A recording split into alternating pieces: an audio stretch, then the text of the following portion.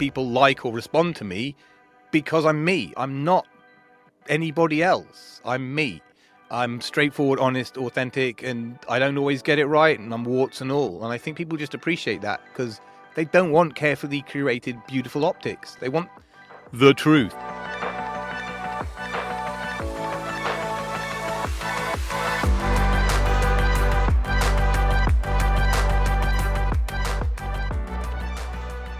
Hello and welcome to another episode of Brave UX. I'm Brendan Jarvis, Managing Founder of The Space in Between, the behaviour-based UX research partner for enterprise leaders who need an independent perspective to align hearts and minds, and also the home of New Zealand's first and only world-class human-centred research and innovation lab.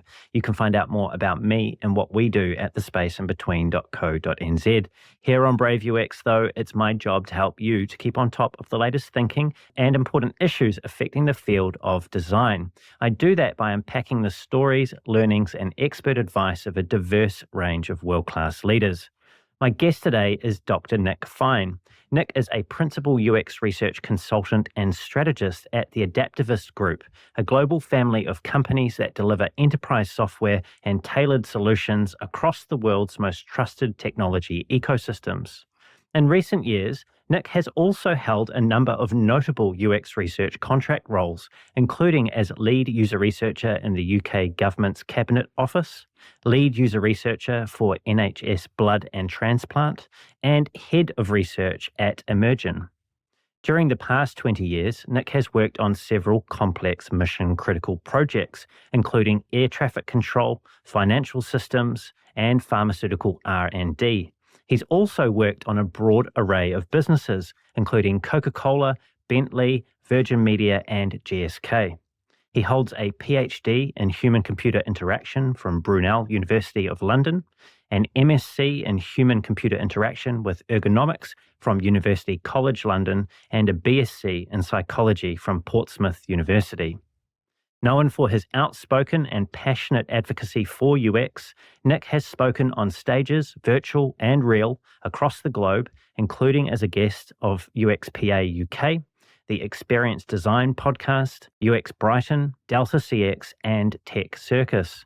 And now he's here with me for this conversation on Brave UX. Nick, a very warm welcome to the show. Thank you for that amazing intro. I mean, I don't know if you wrote it or the AI, but it came out great. Thank you. I can 100% swear hand on heart that I wrote it, but it was all you. That was all you, all your highlights. It sounds good when you kind of string it all together. That's great. Thank you. Oh, you're welcome. It's good to have you here, Nick. And I have to say, researching for today was an absolute delight. One of the things that I learned about you was that you may have hacked into a UK car manufacturer back in 1985. How the hell did you get that one? It may have been on the background of one of your slides in a conference presentation. Oh, sugar lumps. Yes. Tell me about that. What is the story there?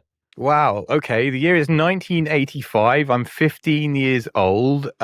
We've just got our first modem. And anybody who doesn't know what a modem is, it's how you connect a telephone to the internet. But it's not. It's how you get your phone. It's how you get online, basically. It's so that you can make verbally acoustic noises down the telephone line to another computer at the other end that's got the other thing that gets the verbally noises. Anyway, my first online experience, basically, in 1985 in the pre-internet world of bulletin board systems, of packet switch stream, if that means anything to anybody. CompuServe was around in these days. But to keep it relevant to the question, hacking was not the same thing as it is today. I think we should get that straight out on the table, right? Today, you pretty much need to be an engineer or, in the very least, an advanced script kiddie. Back then, it was password guessing of two characters. You know, brute force was AA, AB, AC. You know, it was completely not the same thing. My friend's dad was the something director of, I'm going to say it actually, they're no longer around. It was British Leyland. They went bust 20, 30 years ago. But his dad was some big deal. And it turns out that of the two character password, his initials was the password. And that's how we got it. Back in the day, you had to have an ID and a password. And the whole thing was you were in closed user groups on bulletin boards, trading IDs for passwords and back again. So that Yeah. You weren't to blame for them going out of business, were you? No, no, no, hell no. But I used to send flowers. Oh, this is embarrassing. I can't say the name. There was a community college for whom I had a hacked Prestel account. And back in the day, Interflora, the flower sending people, they were right in the early days of this stuff, like in 80. And so I was able to send flowers, but I couldn't from this hacked account. So I didn't pay for them. But also, I couldn't put any details in or anything, or else I'd get nicked, arrested, or found out. So I do this random acts of kindness thing where I just send people flowers from this account. Yeah, but then 20, 30 years later, I'm working in 1997 for an ISP. And this community college called up looking for like a 2 meg leased line. Really? Yeah, and it was like, oh, I haven't heard that name for many years. It's a small world. It is a small world. I believe there may have also been a bank in the mix somewhere in your hacking days. Yeah, there's been a few things. I mean, if you look up phone phreaking, PHREAK, we did some great stuff in my university halls. I'm glad I can say this stuff now, or maybe I'm just incriminating myself. Well, I was wondering, are we outside of the statute of limitations here? I'm not sure how long. I don't know, but like, come at me, bro. I mean, like, I grew up with 2600, a Hacker 2600, which is an A5 size magazine that you would, subscribe to. There were black boxes, red boxes, all kinds of different boxes back in the day. But the box that I had was this brown box, which was a Radio Shack acoustic tone dialer that you had to use to get your answer phone messages when you were out. Right, you held it up the phone and dialed the number. But the clever thing was that somebody way smarter than me worked out on 2600 was that if you went up to a public payphone, the order was something like you dialed the number on the keypad on the phone, pushed your money in, and then pressed 99 because there were 2 long pulse sequences rather than tone. And that delay did something, and you basically got a free call from there. Right, so it cost you 10p to get the call going, but the call could last forever. And my friend Rob would sit on the phone to his brother in Colorado for hours, just sitting there on the steps, just chatting. And the next thing I know, CID, the British kind of special investigations were in, because BT had found that there was £1,500 discrepancy from the coin box to the bill. Oh no! Yeah, so we all disappeared that day, but it was good times, man. Good times. Good times. Funny. That's so funny. I want to take a different tack now and talk about something that you've, to my knowledge, had recently confirmed, something that you'd suspected about yourself for a long time, and something that ties into what you've also talked about and described as a chorus of bastards that follow you everywhere you go. What was it that was confirmed for you, and who are these bastards? Okay, so yeah, I'll try to be brief, but effectively I was diagnosed with ADHD 20 odd years ago. The chorus of bastards is my characterization of the self-beating that we give ourselves. Now, I'm pretty sure that everybody's got a level of chorus about them, whether you're neurotypical or neurodiverse. It's my belief through observation and discussion with other diagnosed ADHD people that it's really maxed out in the ADHD person.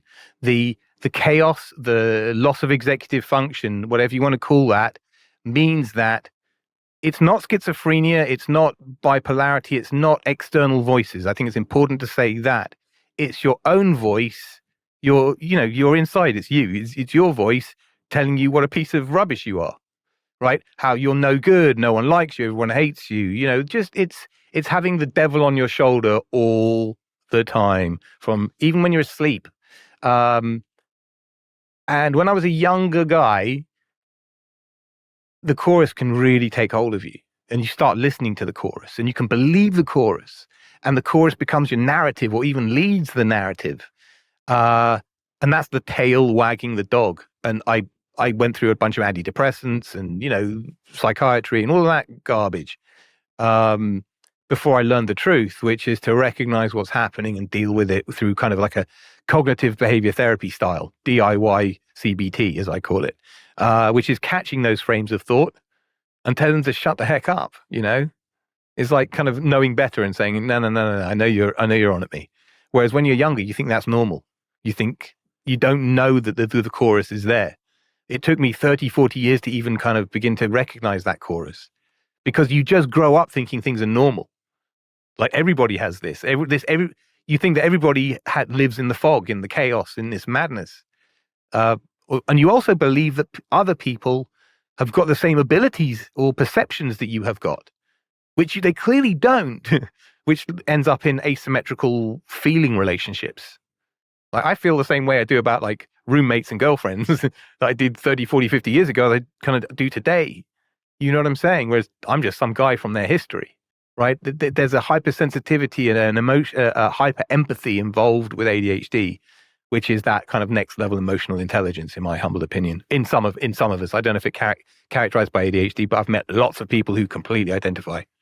It's really interesting, and I had wondered how that played into your. I don't know if it's causal. That's probably too strong a framing, but just how your ADHD has played into, and perhaps in a positive sense for you in terms of your role as a researcher. I mean, you mentioned empathy there. That's possibly the greatest skill a researcher can bring to bear when they're working with participants. So how do you think about those two facets of yourself, your professional self and also your ADHD self? Yeah, I think I'm in the right trade. I think I'm working to my strengths. If I had different parenting, and that's a whole big if, right? I would have been a creative in a creative world, but I'm not, and I was forced into a kind of a business kind of a route. So I'm doing the best that I can with what I've got. Having empathy and extended feelings and all of that stuff, when used positively and harnessed, yeah, you're right. It's fantastic. It means I can identify, I can feel. As a psychologist, it unquestionably helps me read people better. Unquestionably, nonverbal, a whole bunch of. It's an extra sense. It is a sixth sense for interpersonal interaction, should we say? Is that the hyperfocus that I've heard you talk about previously? Not Is at that all. the same thing? That's different. No. Hyperfocus is actually very common and is pretty much a hallmark of ADHD. I think it's almost a defining factor. You know, it isn't, but the difference between hyperfocus and anything else that I've mentioned, hyperfocus is the ultimate flow state. It's the state you only ever would dream of. And it's a state that, frankly, a lot of neurotypicals wish they could get into, right? It's a state that I wish I could get into and stay into. And without taking ayahuasca in some Peruvian jungle. No, again, that's a whole different thing. That's perspective. We're not talking perspective here. There are people for which a psychedelic treatment brings perspective, and or a let going of control, because control freaks is obviously a big deal, and that causes a lot of sadness. But no, that's not that. Hyperfocus is that ultimate state of focus. It's like saying we as ADHD people have no attention except for when we've got hyperfocus, when we've got all the attention plus a lot more, right? It's the compensation. It's like saying you're utterly useless until you're brilliant, right? Can you turn it on when you want to? Now, this is the real trick, and I don't know how spicy or controversial you want me to get, or how kind of this is not family friendly, but I am able to trigger my hyperfocus, and that's my secret. Now, how I trigger my hyperfocus is controversial. People don't agree with me, or they'll say you're mad, or that sounds crazy, or whatever. But I frankly don't care, because they're not in my shoes, they're not living my life, and they're not getting my achievements with my limitations or my makeup.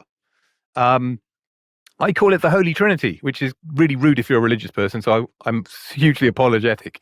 It is the Holy Trinity of for me is, brace yourselves, ladies and gentlemen, and if there are children in the room, cover their ears. The three elements to this are nicotine, which is a dopamine agonist, frankly. Okay, and we do know that dopamine, either too much or too little, or the regulation of dopamine is most likely a big factor in ADHD.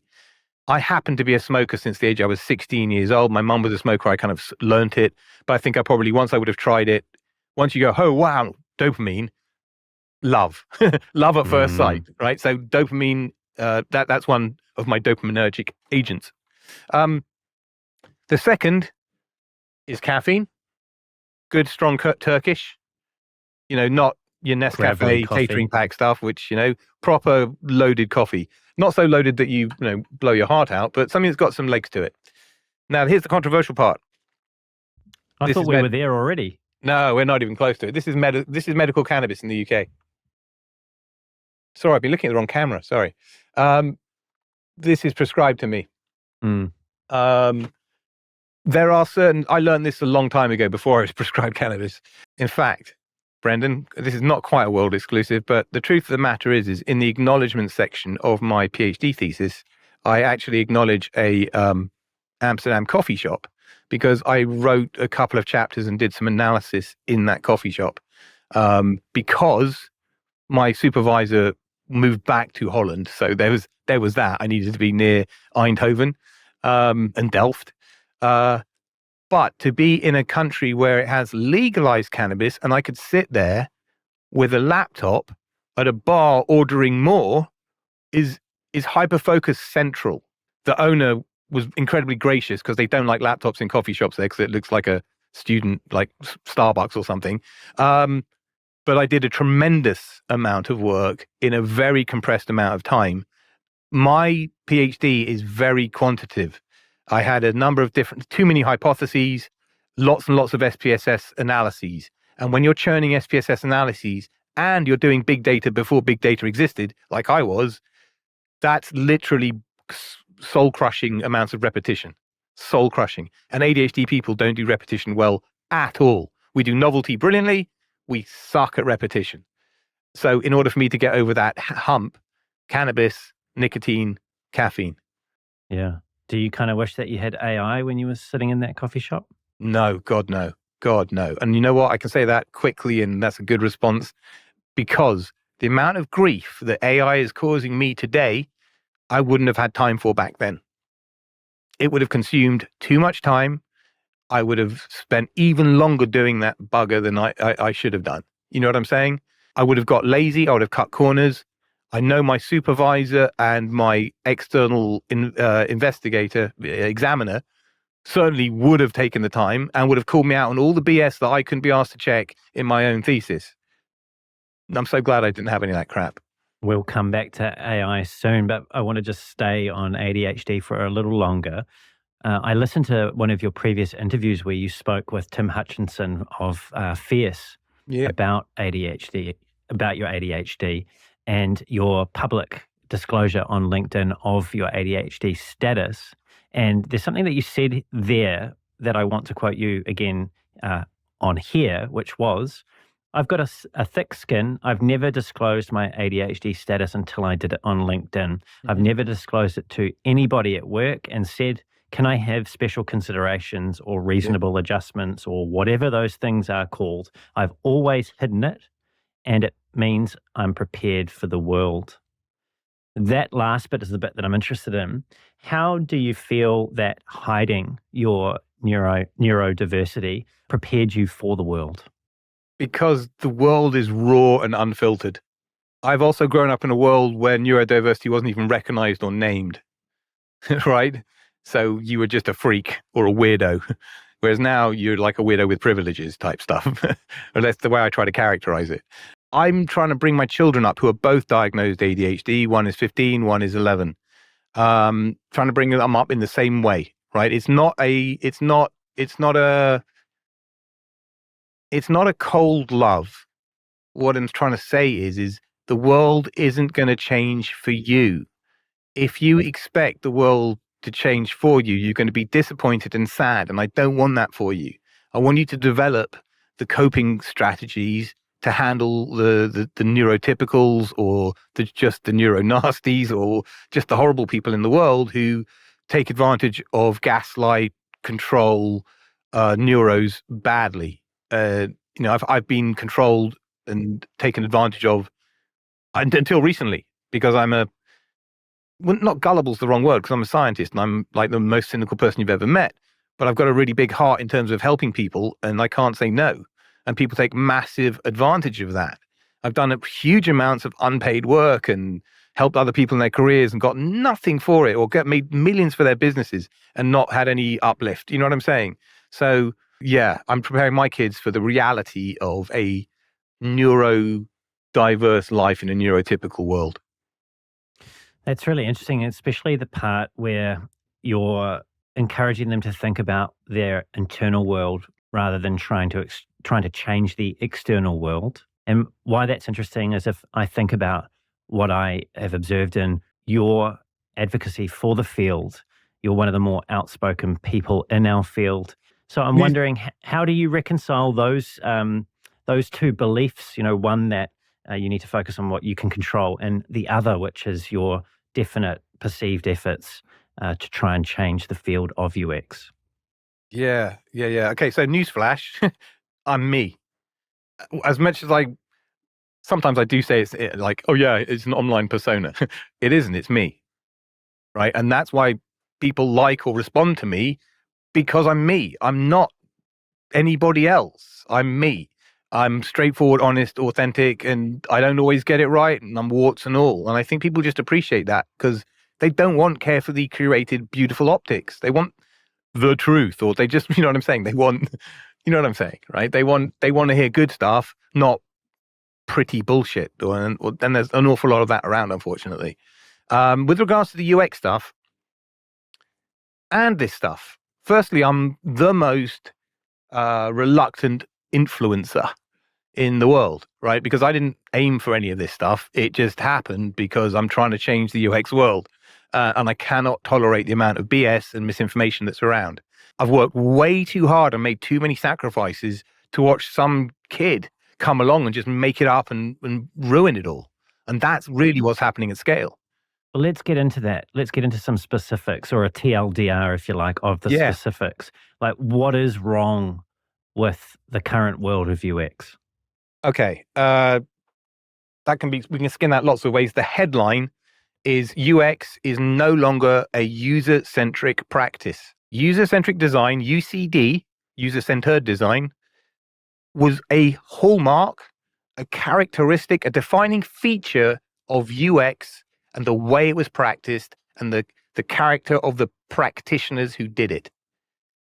Now that UX is not a dedicated role so much, it's more as a service role, um, we've got away from user-centric design and we've got much more into previously in UX UI designer-centric design, and now in product world we're in product manager-centric design.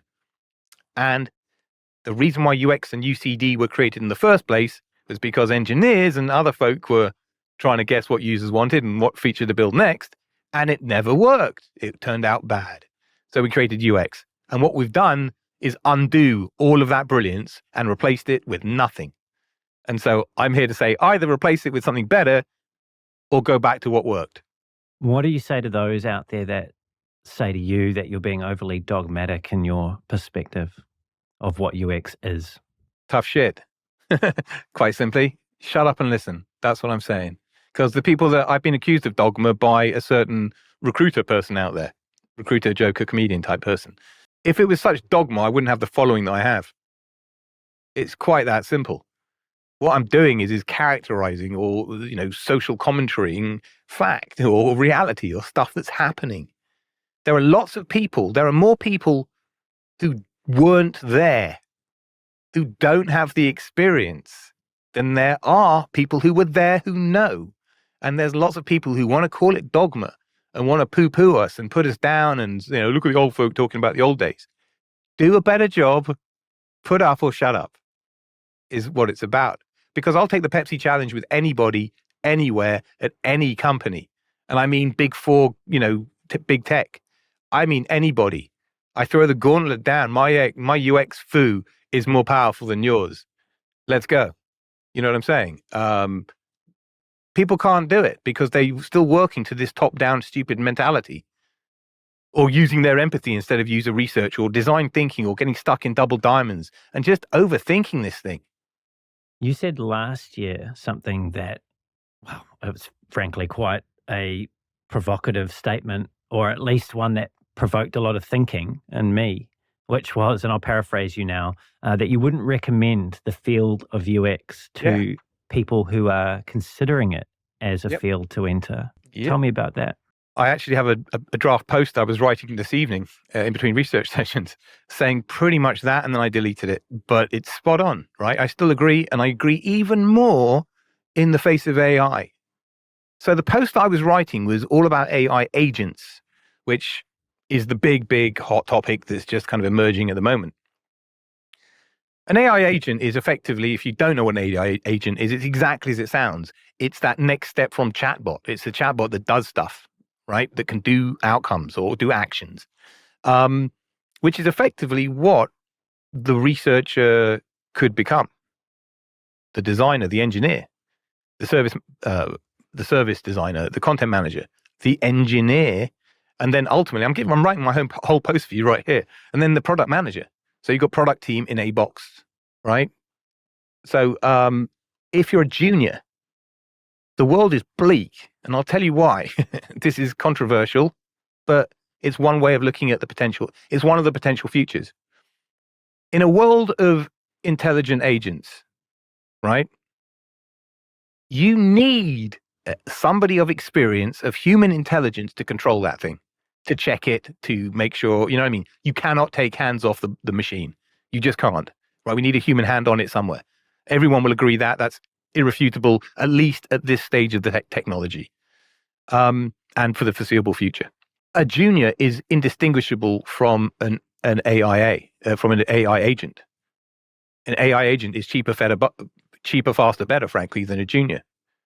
So the future for juniors in a world of agents isn't good. The future for seniors, which currently sucks because juniors are cheaper, faster, better, is good.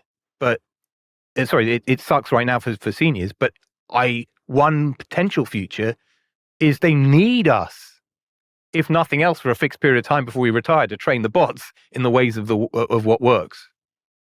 But to at least check validity, to get the outcomes from the tooling that is necessary. Whereas a junior will let the tooling decide the outcome. So why fight it, Nick? Why fight it? I'll tell you why. Because I believe I come from Generation X, and Generation X in the old world believes in good, doing good work, right? Making money, making good, healthy margins, profits, being good capitalists, all brilliant, but doing good with that.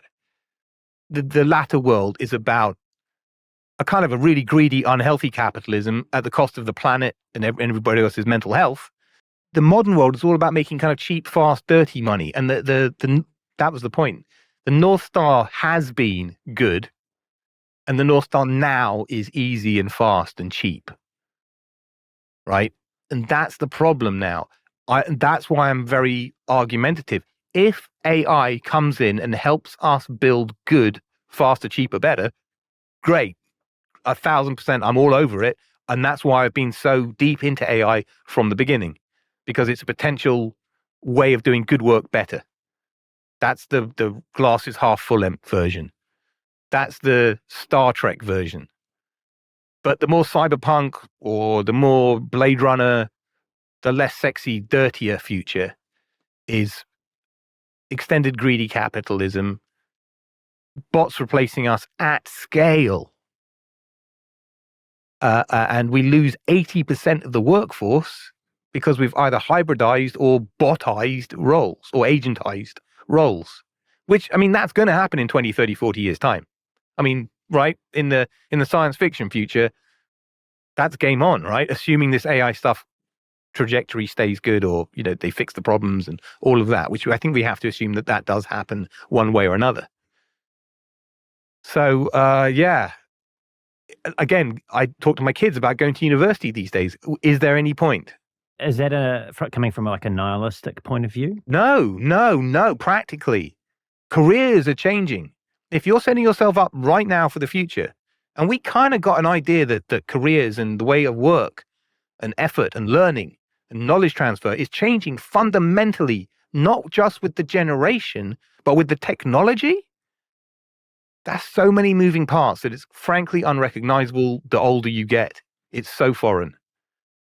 And it's not necessarily good because it's all corporate driven for money. It's not an orchestrated societal good. Look at social networks, social media.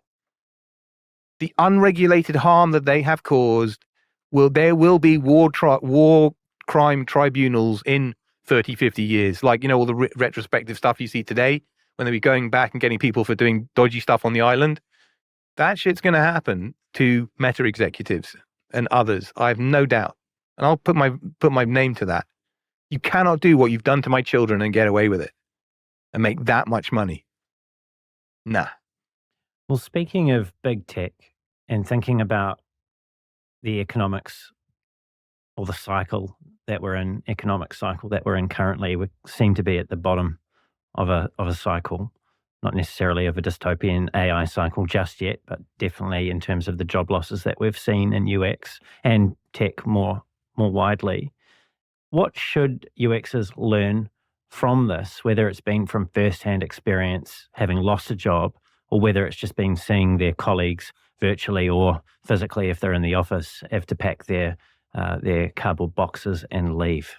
I think resilience, and that's not a good answer. I think the market is just showing its true colors. When the redundancy started happening about a year ago or whenever that was, lots of other people commented quite rightly, this is, let us never forget that we're in a commercial world. It's about profits and corporation stuff, right? They might talk nicely about we're a family and blah, blah, blah, blah, blah, but push comes to shove, you're a number on a sheet and it's about profits and delivering to the market, etc. And the bigger the company you're at, or the more beholden to the market you are. I think so there's just been a big reality check in that regard. I think we all got a little bit lost and a bit like, a bit loved up maybe. And, this is just a reality check because the market does move in bulls and bears. You know what I mean? It goes up and down. It's cyclical. I think we've just come out of a time period, including a pandemic, which obviously had fundamental changes. And yeah, everyone's heads are spinning. So it's about resilience. I think what we're saying is these cycles are going to happen. I was part of the dot-com boom, which again, I only went into academia because the world fell apart after that bubble burst. There wasn't a project to be seen. All the VC money disappeared. There was no way. If you worked in tech, it sucked for a good few years. So I did a master's degree and then did the PhD. But I've seen this before, right? I'm old enough and ugly enough. So I'm like, okay, it'll pass. It sucks. Let's just get through it. But there are people, this is their first big boom, kind of, or bounce or break or whatever you call it, bubble burst. It's okay. We'll pick ourselves up and we'll carry on. It just sucks, especially I feel for those people with families who have been either made homeless or had downgrade or make really massive life-changing changes. It's crappy. Yeah, sorry. And that's why I don't mean to be flippant when I talk about resilience. I'm just saying, when you look back on this, it's building you as a person, right? When the next stuff happens, it won't hit you. It is hard. It sucks. It's a learning experience. And that sounds cliche, but it's character building. You were once asked in a conference talk, I believe, in the questions afterwards, how UX people could make themselves indispensable. And I feel like this is relevant now, given what we've just been discussing, particularly if people are thinking about the near-term future of their career. And your response was, and I'll quote you again, make the company money. In Yes. the old school, we used to say, if you're washing your own face, Yep. if you are cash positive for your business, even in an indirect way, you are valuable. You don't fire people who are making you money. Now, that's something that UX people often struggle with, right? Tying their activity, their output to financial outcomes. I'm curious to understand how maybe you've been doing that in your career, how you've come to wash your own face and let other people in the company know that that's your contribution, that's what you've been doing for the business. There's been lots of attempts to quantify UX. Let's get to that. And there are people like Craig Sullivan and others who are doing really, really interesting, great work in that area. I'm not part of it, but I'm just pointing people in that direction to his work, because there are people who are specializing in this stuff and who have done decades worth of work in this area. For me, it doesn't work for me. I'm a much more pragmatic kind of guy. I have much more daily practitioner kind of problems that those are kind of leadership questions and answers. I'm a practitioner guy, and I influence upwards and sideways mostly. You know what I'm saying? And so that doesn't really help me much in solving those problems. This is hard to characterize without being super fluffy. But when you get a really good nugget of information, of insight, people will know the value because they feel it, not just in the knowledge that comes from, oh, wow, I didn't know that or something, but it's the effect that that insight has. Now, that might be on the engineering team. It might be on the designer. It might be on the conversion rate. There's a lot of things that that thing can do. And it's really important that you kind of make sure that people know that it was your insight that moved that needle. And once you do that once or twice, people are like, holy shit, Nick's doing good work, right? And it's basically that. That's what it is in a nutshell.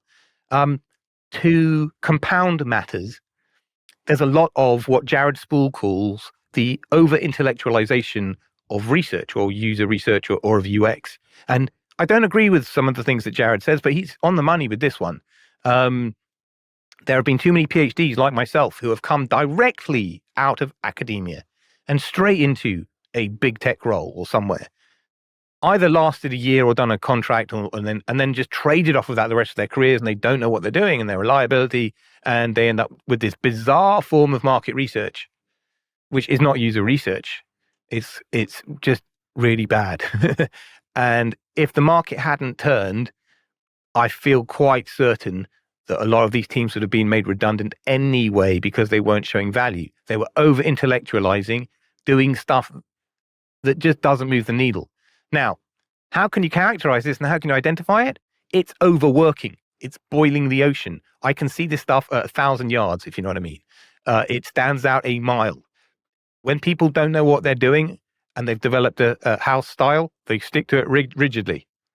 It's not right. It doesn't move the needle, doesn't prove value.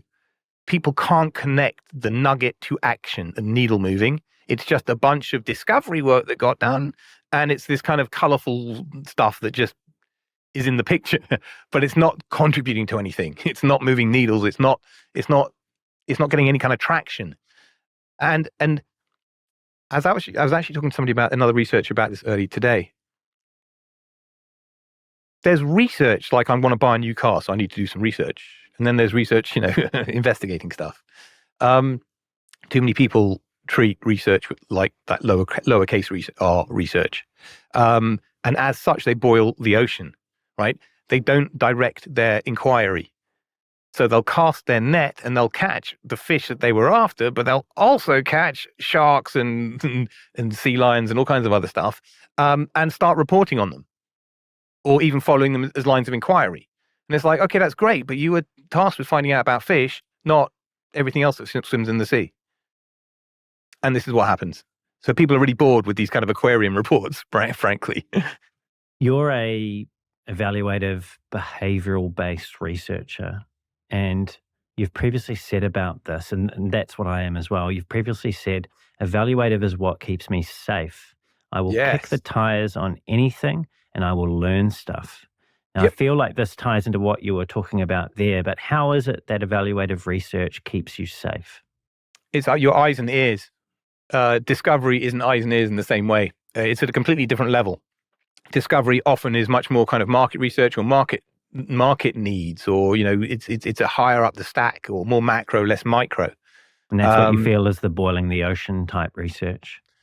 No, boiling the ocean is, that can happen all over the place, but it's where you just get too crazy, too wide, don't have any limits on it, kind of no filter research type stuff, So what I'm saying is evaluative as a BAU activity is what keeps everybody safe, not just me, the product manager, everybody, right? If you're not doing any kind of evaluative, you literally have a live product that you've got no idea about. Does it annoy you that evaluative is often, I'd say that's not unfair, often characterized as a bit lowbrow, a bit of the realm of the junior, like something those guys are total morons. That's total mischaracterization. That's completely mischaracterization. It's the other way around. Anybody junior can fire up, survey construction, or iterative, blah, blah, blah. Great. Okay. AI is going to be able to do that much faster, much quicker, much better, frankly. And interviews. Okay, interviews. Math is a skillful thing for sure. When you're watching people doing things, you are seeing a much truer representation of things. They're not aspiring to something. They're not trying to acquiesce to what the investigator wants them to say because they want to be a great guinea pig, good test participant. Behavior is much more honest. It's not always honest, but it's significantly more honest than self-reporting, which there's a whole bunch of kind of fallacies, biases, stuff that means that what comes out of your mouth isn't intentionally or unintentionally true. If we're building products, if we're investing all this money and time and resource into making products, they should be on knowledge, not on aspiration or acquiescence or fairy tales. Well, this is why if you ask a participant at the end of the session how they felt their experience was with the software, right? 9 times out of 10, they're going to give it a glowing, their own performance, a glowing rate, a glowing score. I'm loving talking to you because number one, you've just done your homework better than anybody ever, and you come up with all my favorite quotes type stuff. But you're so on the money asking the right sorts of questions and following the right sorts of inquiry. It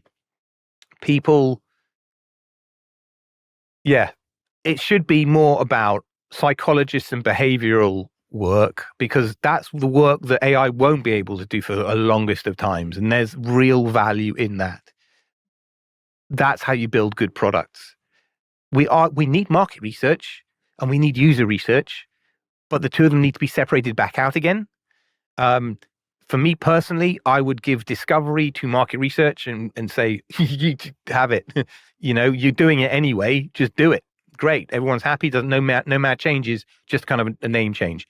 May not be happy with it because it's not cool like UX or user, but tough. But the evaluative stuff, I would love to see people needing to have a psychology BSc, right? Just some basic training in human behavior.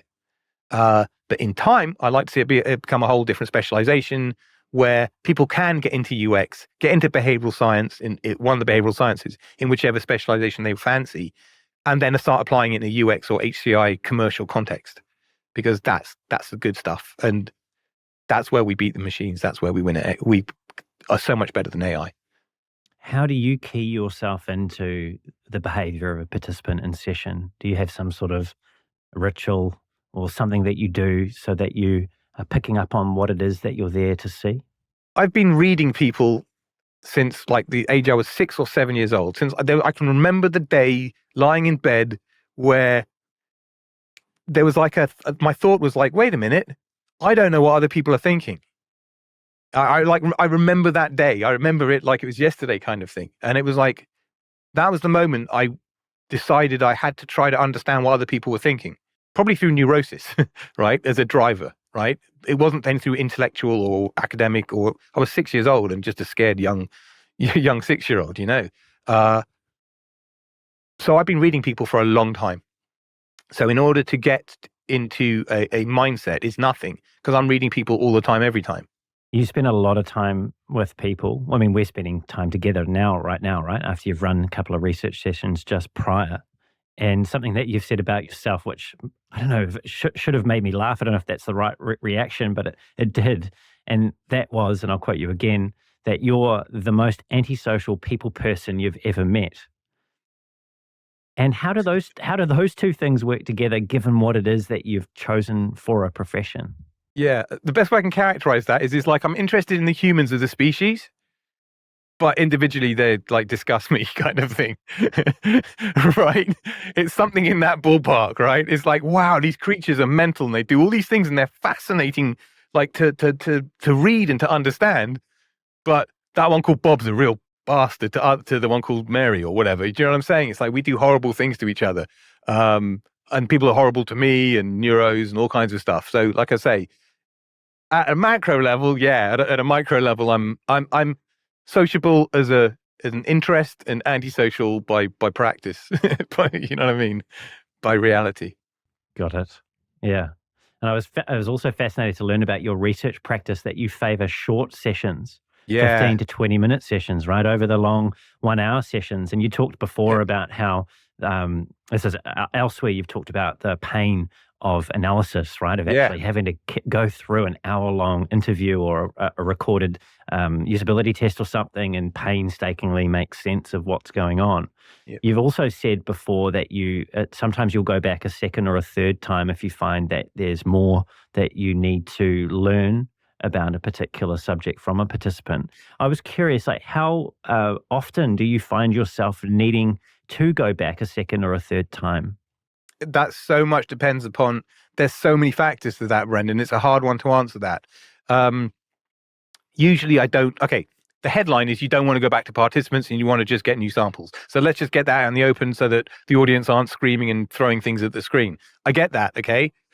But when you're working with, let's get an example, accessible needs users, and we're talking about, let's say, screen reader users, because they are very visually impaired and they use JAWS. Those people don't grow on trees and are not easy to get hold of. And if you're developing a specific software, like I was at somewhere, it was supply chain software, right? It's really specialist stuff of a very specialist persona. And now I've got to find an 80% plus visually impaired person. That's going to hold development back. We've got to keep moving. You've got to hustle. You've got to make some compromises. And that's one of the compromises that you make is I have to revisit certain personas because that's what I've got at hand. And is it really destroying my validity because they're familiar with it? No, they're not. They're seeing new functionality. They're seeing iterated stuff. And to be fair, we're improving the quality for blind people across the board by involving a blind person in the development. So that's the high water marker. It's the best I can do given all the limitations. And you can apply that to all kinds of different areas. There's a particular type of admin that I'm recruiting for right now that is kind of unicorny or obscured by other job titles, which means finding them is really, really hard, which means you sometimes, at the end of the last few sessions, I've said, hey, would you mind coming back? I'll get in contact at the next iteration point in the next couple of weeks after a couple of sprints. I'd like you to see what the improvement is like after we've taken this insight into account. Sometimes that's the way it has to be. It's not what they teach you. It's not what you would be mentored in, but it's the practical world, the pragmatic world of actual practice. And it's interesting to consider that from the point of view, not only of the researcher getting in and out quickly, having less analysis to do, and leaving the door open to return if need be, but also from the perspective of the participant, there's a less of a time commitment. Maybe you end up speaking 3 times in 20-minute blocks over 6 weeks. I wonder, I mean, this is all hypothetical, but I wonder, like, how receptive more participants might be to that kind of lower touch, lower commitment, dive in, dive out type research. But coming back to your own practice as a researcher, this fascinated me from the perspective of, as a researcher, I feel a need, even in these conversations, I feel a need like we're having right now, I feel a need to get to depth with people. And I'm curious to understand, you obviously have done a lot of research sessions in your career. And if you're doing ones that are shorter than most people would consider their norm, how do you feel that you get to depth sooner than maybe you would have earlier on in your career? How do you get to depth sooner in a short research session like 20 minutes? So the concept of depth is absolutely market research speak, right? A depth interview. It is not necessarily UX or user research parlance. I've never used it. And whilst, keep me honest and bring me back on track because I'm going to go tangential. The qual and quant distinction has not been a UX or user research distinction either. That's also language and practice that's come from market research. So let's just say that. Right, now, where were we? We were talking about how you, and I'm going to use the market research term here. Yeah, depth. How do I get to depth? Right, quickly. Yes. So I don't need to get to depth. I need to get to insight, right? I've never needed to get to depth at all. There are times I did work for the passport office, which when I'm doing discovery work, you're doing highly technical, highly subject matter focused stuff, right? Around procedure, law stuff, right? Checks, all of that.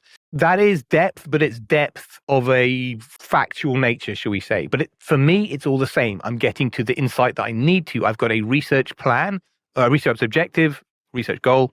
I've got a research plan to execute it, and I've got a methodology to support that. So I'm just getting, this is why I tell people, the phraseology I use is get in, get the gold, get out. what people do is they get in, they get the gold, and they go, right, let's get some copper and some zinc and some other aluminium whilst we're here. And it's like, well, great, but I'm gone and I'm down the street whilst you're shopping around. And we talked about earlier about catching different fish in the aquarium analogy, and it's exactly the same thing. Now, the reason why people have got this, you watch Ghostbusters, right? This getter mentality, right?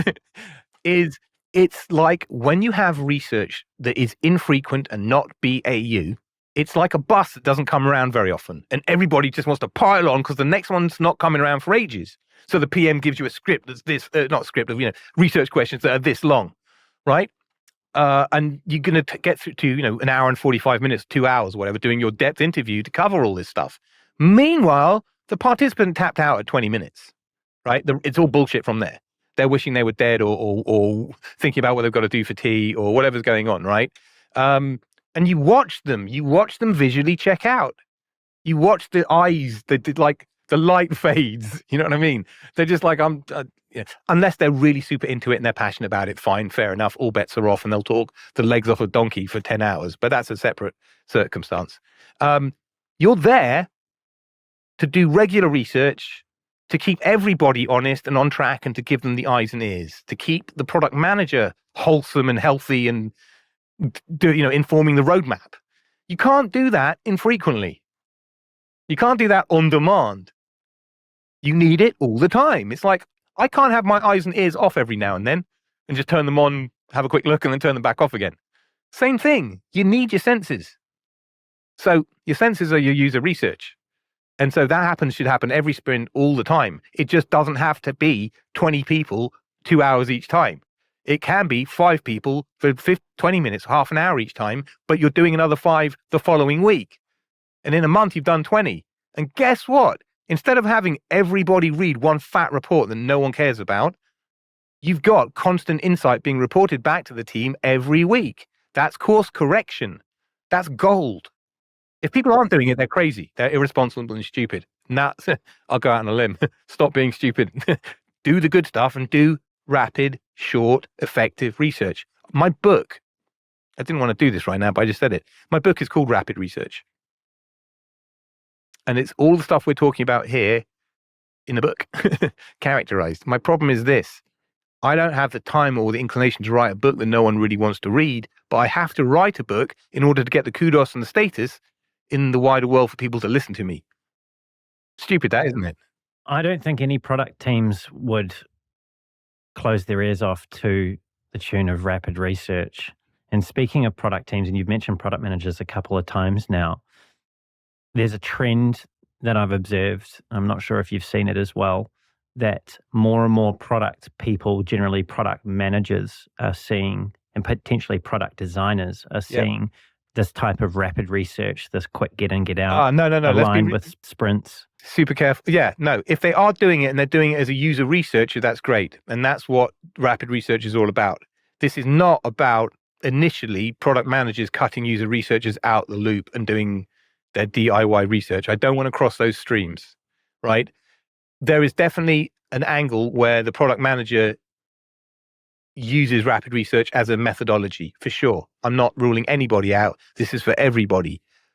But it comes with some caveats and some cautions. We've got ourselves into a real pickle because of the lack of the validity of the research that we're doing. It's too much checkbox work. And a lot of this market research is unfortunately over-intellectualized, overworked, and kind of checkboxy, attractive fairy tales. The world will come around. It has to. It really has to, because it's just not sustainable. And it's not sustainable. It won't make the money. That's what it's all about, is money. So in order to make money, there's a validity of information throughout our lives, professional, personally, everything is critically important. So we all have to become more critical thinkers and, more importantly, get in, get the gold, get what you need, and get out so that you get that validity, the good stuff, which builds the good product, which makes the money. What do you think the short-term job prospects look like for UX researchers, given the current state of product more broadly and also the trends that we're seeing with AI? I think it's kind of binary. There are enlightened organizations who are user research friendly and kind of get it, and those who don't get it but are going through the motions. Those people that don't get it, who are going through the motions or who are bullshitting, are losing people right now, unfortunately. And usually it's not the team's fault. I want to say that absolutely explicitly. It's upstairs. It's shenanigans. It's either boardroom bullshit or budget shenanigans, or there's this tax stuff in America which has been causing heck. You know what I mean? So there's often good or reasons out of control that stuff is happening. But as you led off with my quote, if they were really washing their faces, they wouldn't be under such scrutiny. That's the truth. So we all need to learn how to make money through valid information, not just people who look and sound good or who are doing this checkbox activity. One of the checkbox activities that people can fall into in their careers is racking up the job titles and getting themselves into senior positions. Yeah. You've previously spoken about this, and you've said, this is a very short quote, don't be in a rush to be a senior. Why not? Yeah. And you know what? I was in a rush to be a senior because you want to be a senior. And when somebody told me to be a senior, you need at least 8 years, is what they said to me, I balked at it. I was like, whoa, really? On the other side of that 8 years, you deeply understand why that person said that. But anytime before that, even up to 5 years, you don't get it. You just don't.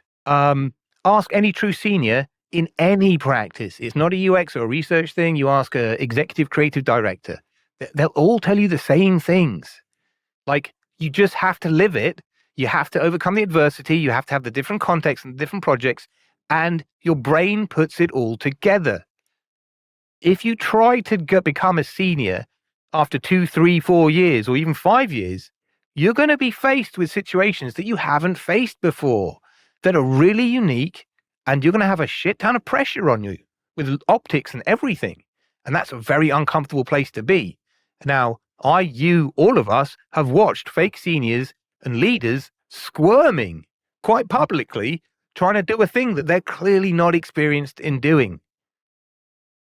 I don't think that behavior is going to float moving forwards, or it shouldn't be allowed to float.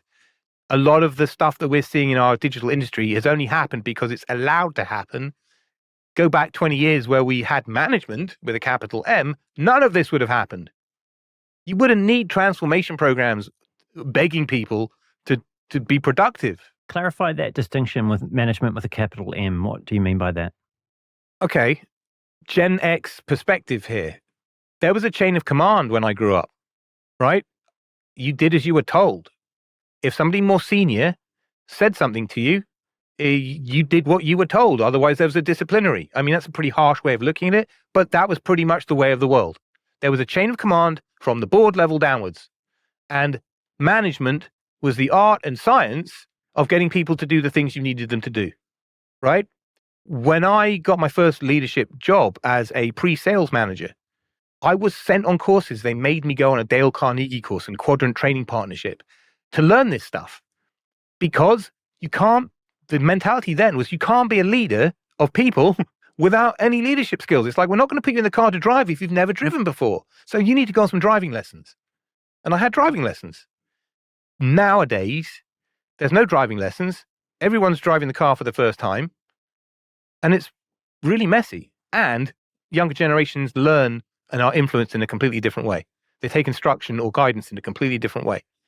They want to reinvent everything. They don't want to stand on anyone's shoulders or know knowledge. They want to try everything for them first, novel, the first time, because they've got a better way, which they, in many cases, don't. And are learning the hard way, and mental health is off the scale in many, many cases of that generation or those generations. In many ways, though, what I believe we're talking about here is risk. And the risk for people becoming senior too soon, the risk, I suppose, of what you're talking there about managers not being great people leaders, is that ultimately the work that we do in UX becomes of a lower quality, and our users, the people that we're supposed to be centered around, suffer as a result. I know you've spoken about before that the research part of UX is somewhat of a risky business, in the sense that the decisions that get made off the back of the gold that we come back with are often consequential if they do indeed see the light of day. I was wondering, how do you personally manage the risk, or the risk of blowback, should there be a decision made on an insight that you've provided that didn't pan out particularly well, or has the risk of not panning out particularly well? So that's never happened. And I wish it had. I wish Debbie Levitt is really strong on this, and I support her a bazillion percent. And I completely see the same. There is no accountability in our world, right? If you come in and say, I've been out, I've done the research, and customers want blue bottles, and we stick them on the market, and it turns out everybody wanted red bottles. Nothing ever comes back to me because it's the marketing people have got reasons why bottles were bad. It's a bad year for bottles, or you know what I mean. There's stuff, right? Competitor, somebody died in the headlines and took my PR moment, or all of that good stuff, right? There's never any accountability, and so there's never any blowback. There should be, and I want to believe in this version of the future that we've previously talked about, that there is more accountability, and therefore that changes the behavior of the researcher, the value of the researcher, and the kind of researcher that you hire. You see? Because the quality of the insight then becomes much more important and much more valued, instead of this kind of fluffy researchy thing that we do, because, I don't know, a lot of PMs ignore the insight. It feels like why are we actually doing this stuff? People listening to this or watching this will hear, and some of them will see the concern, the passion in what it is that you're saying. Do you find that there's like a subtext running in the background for you? Now, of course, feel free to say no, but do you find that you worry less about the implications or outcomes of your work today than you did in the past, even though outwardly you care more and wish things were run a different way? We need to build good products and make money and preserve mental health and have careers and all of this good stuff. So all I'm doing is forcing my way through with something that I know works, right? That is a known good. So it doesn't matter if people are stumbling around in the dark. I want to be a beacon in this dark. And hopefully other people join this beacon, and this light gets bigger and bigger and bigger until it outshines the dark. Does that answer it, or have I just gone off on a wild tangent? I feel like I asked you quite an opaque question, possibly because I was trying to come up with it on the fly and it hadn't fully set itself in my mind as to what it was. I suppose what my observation is, and this could be wildly off base, is that you clearly care a lot about what you're saying, about the field, about wanting us to actually do human-centered design in the way that it was intended. Yet I also sense this rather relaxed side of you, which is possibly the product of age and experience, in the sense that while you would like it to be different and you're working for it to be different, internally there's a sense of acceptance of the way in which things currently are. And it's a really interesting, I wouldn't call it a tension that I see, but it's a really interesting double set of states that you seem to be able to hold. And it's just something that I'd picked up on. I'm not sure if it's a real thing, though. No, well, I don't know if it's I or we old school UXers are problem solvers ultimately, right? A lot of this is all about problem solving, and all I'm doing is kind of problem solving. I'm just trying to put it all together. It's a very pragmatic mindset that I have. Because maybe I'm ADHD, that I'm not married to certain concepts in my head because it's very fluid in it, like too fluid. But that probably has some benefits in that I maybe am able to swap mode or see things in a different perspective, which allows me to accept the way of the world, but also try to change it at the same time, which is, weirdly contradictory. That seems to work. Yeah. Nick, I'm just mindful of time. I know it's very late for you. No, I'm loving this, man. We can talk as long as you want. I'll sit up all night. You're my favorite podcast guy so far. I better bring things down to a close, and I have one final question for you. And that is, if you could encourage UX people who are listening to this today to take just one action, something that would help them build a healthier, better field, what would that be? It's what I've posted on LinkedIn just now in between research sessions. Evaluate your golden journeys. I mean that's the best advice I can give you, because that's going to give you the most return for not the least effort, but also kind of, you don't have to be an expert or the least clue. Yes, you can do a much better job with clue and experience. There's no question at all. But If we're staring down the barrel of a gun and we've got our job security and other stuff at risk, it's time to hustle. It's time to wiggle it, So get out there. When I say get out there, I said this on my little recording. Don't get out there, but get users in, right? Get them in front of your important golden journeys. The one that makes you money, the thing that has to work. It might be onboarding, it might be sign up, it might be buying a thing, it might be retention, information finding, whatever that stuff is. Make sure they can do it. You get 5 people in a week, or do 10 people, but do 5 people, do half-an-hour sessions, right? Get them in. Don't tell them anything. Don't have a big script, right? Don't do any of the stuff. Just be like, hi, I'm Nick. I'm a user researcher. You're not being tested. We're testing the system. Do you mind if I record it? Get your other caveats out the way, and bosh, you go. If they don't work out what it is, you've got a propositional problem, right? So that's step 1. Number 2, they should work out what it is. They should work out how to use it from there. And if they don't, you need help systems and contextual help and stuff. Let them go through it. Let them fail. There's a pregnant silence, where they're visibly struggling. Let that happen for a bit, and then let them off the hook quite quickly. This isn't about letting them become like mentally anguished or nervous or anything. But you need to be sure that they're struggling before you jump in. And one of the best pieces of advice I can give is STFU when you're doing this. Believe me, I'm a very loquacious, talkative kind of guy. But when it comes to user research, I've actually become a ninja at shutting the hell up. I was going to say, some people might have to Google that acronym. Yeah, shut the hell up. STFU used to be as common as LOL in my world. But anyway, it's shutting the hell up. Being quiet in a user research session, especially an evaluative one, not because when you're talky in a discovery generative, you're expecting to cut each other off and blah, blah, blah, blah, blah. Different. Those rules do not apply in evaluative. You need to shut up, but you also need to know when to cut them off and to move them along, and you know what I mean, to stop them going off down other roads. Better that you do this and make all kinds of newbie errors and have your senior or lead help you, support you, keep you honest. Don't do this rogue on your own because you can go absolutely mental and wrong. But test your golden journey. You'll learn within 10 users where the major problems are. And I'm not doing Norman Nielsen, just factual stuff. If it's a really big problem, you'll see it after 3, but just hang on a bit and you'll see it repeated. What a good point to finish on, Nick. This has been a really energizing and thought-provoking discussion. Thank you for so generously sharing your stories and insights with me today.